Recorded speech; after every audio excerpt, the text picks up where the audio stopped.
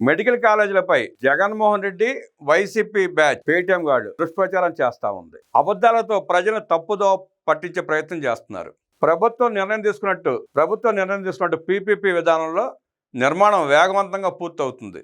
PPP విధానంలో private వారికి అప్పగించిన వాటిపై నియంత్రణ, యాజమాన్య హక్కు ప్రభుత్వానికే ఉంటుంది.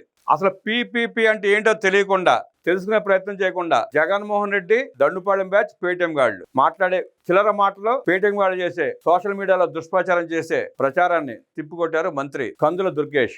జగన్ రెడ్డి 17 కాలేజీలు తెచ్చారని చెప్పి సొల్లు చెప్పడం తప్ప ఒక్క కాలేజీనన్నా పూర్తి చేశాడా అన్న ప్రశ్న పేటీఎం గార్డు జగన్ రెడ్డిని ఎందుకు వేరు? జగన్ రెడ్డిని అడగాలి కదా. ఒక్క కాలేజీనన్నా పూర్తి చేశాడా? కనీసం తన గెలిపించిన పులివెందుల నియోజకవర్గంలో మెడికల్ కాలేజీనన్నా పూర్తి చేశాడా? పూర్తి చేయగలిగాడా?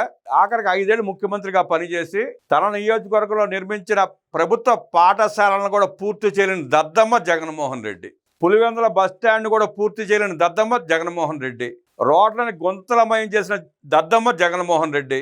తన నియోజకవర్గానికి కూడా నీళ్లు ఇవ్వలేని దద్దమ్మ జగన్మోహన్ రెడ్డి. తన నియోజకవర్గంలో కట్టిన మెడికల్ కాలేజీని పూర్తి చేయలేని అసమర్థపు ముఖ్యమంత్రి జగన్మోహన్ రెడ్డి. అలాంటి దద్దమ్మ చేత కాని పాలన చేసి ఇవాళ మెడికల్ కాలేజీ తెచ్చారంటే నమ్మడానికి ప్రజలేమన్నా ఎరిపప్పులు అనుకుంటున్నాడా అని ప్రశ్నిస్తున్నారు కందుల దుర్గేష్.